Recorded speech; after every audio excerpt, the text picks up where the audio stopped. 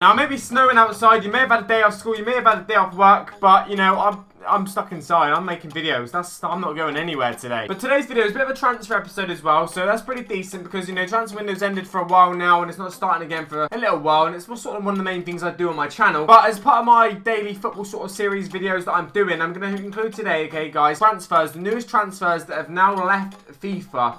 Well, for the near future anyway. It might be for good, but certainly for the near future. Now, these players have left, okay, since January, so this is not old news, it's brand new news. This week's sort of news, okay, they've gone to a team that is not in FIFA, and they've gone abroad, they've moved away, alright, and it's big play as well, big money, so I'm looking forward to making this video, basically. Now, to introduce football itself, transfer stuff back on my channel, it'd be great to get a thumbs up on this video, that'd be absolutely amazing. Make sure you subscribe as well down below, put the notification sign on as well, obviously kept up to date with my uploads, basically. Now, we've got 5 players today that have left, okay, they have moved clubs or whatever, and the first one we're going to feature today is Yannick Carrasco. That's right, Atletico Madrid midfielder, winger, midfielder. I've just said midfielder, but yeah, that guy anyway. So Yannick Carrasco, okay, has gone to the Chinese Super League. He's actually gone to a brand new team that's just been promoted, so they're looking to, you know, invest in their team, invest in their players, and obviously, you know, get a good position for the new season coming ahead, which is just starting very soon. Now, they have a different transfer window to us, okay, obviously we have January in the summer. They have a very different transfer window, same as like the MLS, if you like. So they've been able to sign these 2 players out of the window, so that is why you're seeing this video pretty late now,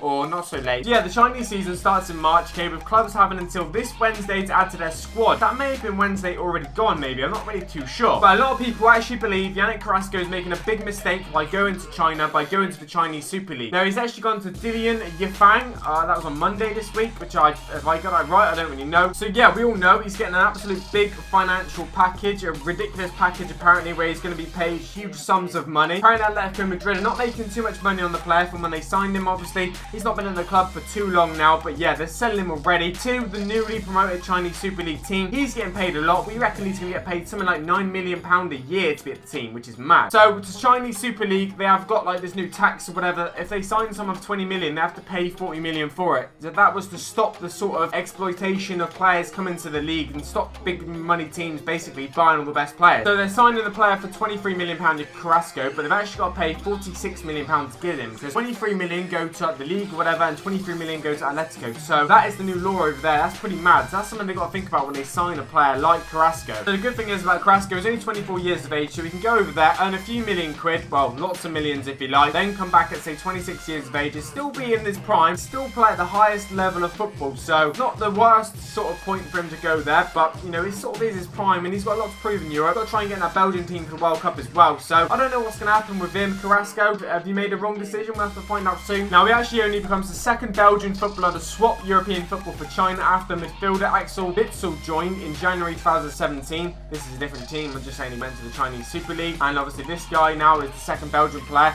Is Witsel still getting into the Belgian team by being in China? I don't know. You guys have to let me know in the comment section down below. But this guy's been linked with Man United, Arsenal, Chelsea, and he's turned them all down. Go to China. What do you guys think about it all? Like I said, the comment section is there for that. Now, this deal for Carrasco wasn't, you know, a single deal. It was a joint deal. We've got another player from Atletico Madrid going to the same team. That's right. They've done a double deal. They signed two of the players off the Chinese Super League. The second player was Nicolas Gaitan. That's right. Another winger, another midfielder. And there's another player going to China from Europe. Now, both players, okay, so say have fallen out of sort of their positions, if you like, sort of fallen out of the first team squad at Atletico. We've got Carrasco and Gaitan only starting like a couple of games this year. The Chinese clubs had until February the 28th to secure the signings for new campaign. So it's a couple of days ago I'm bringing you this news that it will sort of finalised. That's right, another player has left the same club and gone to the exact same team. Okay, this is the newly promoted Chinese Super League team. I can't remember what they were called.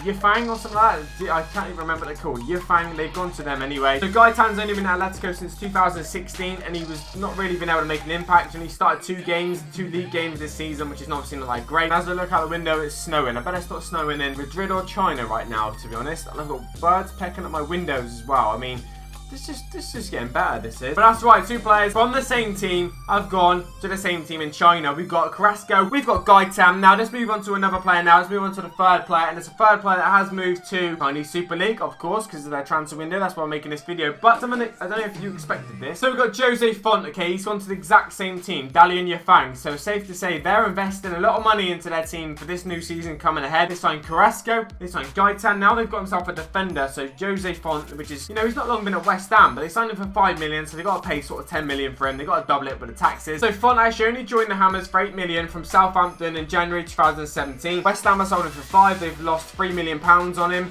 in, you know, just over a year or whatever. Now, manager David Moyes said Fonte wanted to leave in order to have a chance of featuring in World Cup, well, Portugal's World Cup squad. So he felt like, you know, going to China was a better chance of getting into the Portugal's World Cup team than staying at West Ham. Now, what do you guys think about that? That's a big statement to make. David Moyes come out and said that. So, yeah, that's 3 players that got the Chinese Super League team. 3 players that have, you know, moved on for whatever reasons. Financial, we're going to guess, obviously. Apparently, Fonte's for World Cup reasons. We all know it's, you know, there's a bit ulterior motive to that. He said he moved to London because his family was all from London. His wife loved London. But now, after a year being in London, he's gone to China. So, yeah, that's a pretty interesting one. Now, next up, we've got a player now who's sort of back in football. I sort of thought he retired, but he actually hasn't. He's actually Sulley Muntari. Sulley Muntari's come back to football.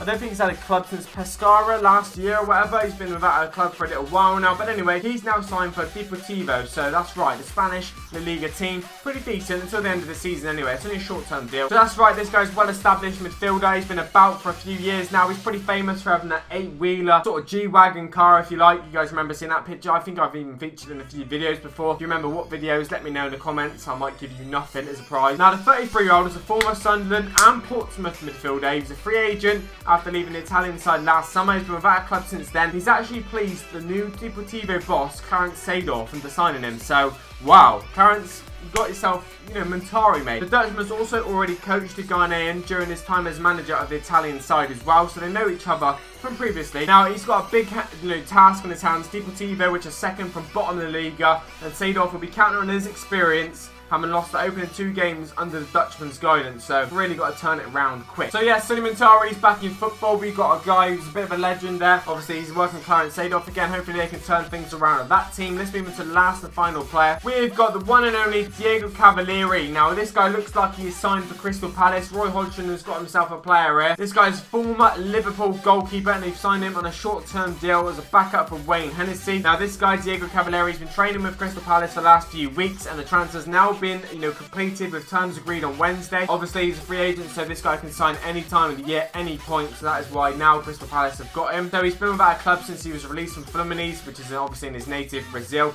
back in the summer. Now, he actually never made a full, apparently, listen to this, he never made a full appearance for Liverpool. He signed for Liverpool, he was there for 2 years, but then never actually made a full appearance according to Wikipedia, which I don't know how to believe. He signed on a 4-year deal at Liverpool for a fee in a region of about £3 million back in 2008. So he made his League Cup debut, he made his Champions League debut, but I'm not sure. Wait, I don't know. Wikipedia is probably lying to me here. I think it's lying to me, to be honest. So I've actually gone and done a bit of research here, okay? So Diego Cavalieri's Liverpool background, well, his previous manager when he was at Liverpool was Roy Hodgson. So that's right, Roy Hodgson has signed a former player, if you like. When he was at Liverpool, he had Diego Cavalieri. Because it says here, listen to this. So, on August 2010, former Liverpool boss Roy Hodgson confirms Cavalieri would join Cesena after the Europa League tie against Trabzonspor, or something like that. I don't even know, I can't pronounce it right. Cavalieri had been unable to dislodge Pepe Reina at Anfield since the Brazilian keeper joined Liverpool in 2008. So yeah, he left Anfield for an undisclosed fee, having played 10 games in 2 years for Liverpool, none in the Premier League. So that's what I was on about earlier. Okay, that makes complete sense now. So he actually made Champions League debuts, Europa debuts maybe. He's made debuts in the League Cup, the FA Cup or whatever, but he never actually got to make a Premier League debut, which is, it's a bit sad really, considering you played all the mother games in Liverpool. I say all the mother games, it was only 10 in 2 years, but you do make your appearance, you know, in all other competitions, but not the Premier League, which is a bit sucks really. But then, do you know what sucks even more? When he went to, obviously, the Serie A team after, he didn't make a single appearance in league for them as well. And he was only there for like, you know, 6 months or whatever, but he never made an appearance there. So in 2.5 years, he was at the Premier League and Serie A and never made an appearance in either league. Wow. There you go. Just a bit of interesting information for you to finish the video. I mean, that is pretty mad. But yeah, Crystal Palace has signed a goalkeeper at number 1. But there you go, guys. If you have enjoyed this video, drop a like and the thumbs up down below. Let's smash, I don't know, 3,000 likes. It's going to be very impossible probably, but let's try and do it. I'm out, guys. Have a good day. Enjoy the snow. Make sure to be safe. Take it easy. Peace.